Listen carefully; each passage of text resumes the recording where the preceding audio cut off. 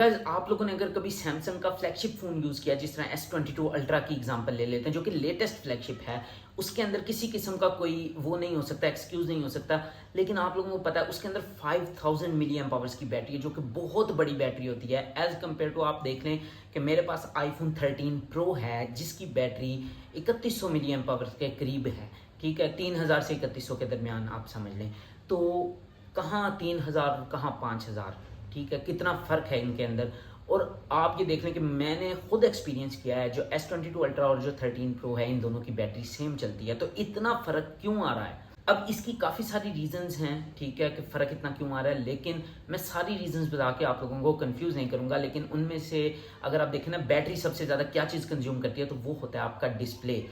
और अब सैमसंग ने एक ऐसी ब्रेक थ्रू टेक्नोलॉजी लेके आया, जो कि आने वाले टाइम में वो सैमसंग के फ़ोन्स के अंदर आ जाएगी, और वो है मल्टी रिफ्रेश रेट वाला डिस्प्ले। यानी कि आप लोगों ने देखा है कि आपका डिस्प्ले है वो 120 हर्ट्ज़ पे रह सकता है, या 90 पे, 60 पे, यानी कि 48 पे जा सकता है, 30 पे जा सकता है, इवन 1 हर्ट्ज़ तक जा सकता है, लेकिन पूरा डिस्प्ले जाता है।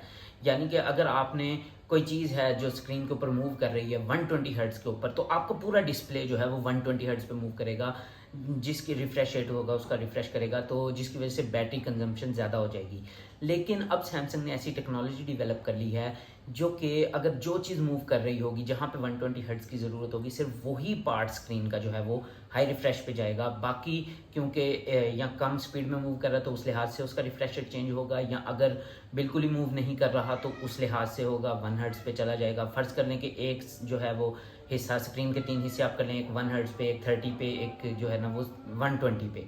तो इससे क्या होगा कि जो डिस्प्ले पहले पूरा 120 हर्ट्ज़ पे रिफ्रेश हो रहा था, वो बहुत ज़्यादा बैटरी ले रहा था। अब क्या होगा कि सिर्फ एक समझ लें इतना सा हिस्सा स्क्रीन का जो है वो 120 हर्ट्ज़ पे है, बाकी अगर बिल्कुल मूव नहीं कर रहा तो वो 1 हर्ट्ज़ पे होगा, जो कि बैटरी कंजम्पशन को बहुत कम कर देगा, जिसकी वजह से हम बैटरी लाइफ बहुत अच्छी एक्सपेक्ट कर सकते हैं। यानी कि बैटरी लाइफ उसके अंदर इम्प्रूव होने वाली है, और ये बहुत ग्राउंड ब्रेकिंग टेक्नोलॉजी है। और हमें इंतज़ार है, एज़ अ टेक हेड मुझे ख़ास तौर पर इंतज़ार है कि ये टेक्नोलॉजी कब इम्प्लीमेंट होती है, बिकॉज़ मैं सैमसंग के फ़ोन्स की ओवर हीटिंग से और उसकी बैटरी लाइफ से बहुत ज़्यादा तंग हुआ था। और ख़ास तौर पर वो पाकिस्तान जैसे इलाके में जहाँ पर मैं रहता हूँ, वहाँ पे गर्मी क्योंकि ज़्यादा है, तो वो थर्मल थ्रॉटल बहुत ज़्यादा कर जाता था।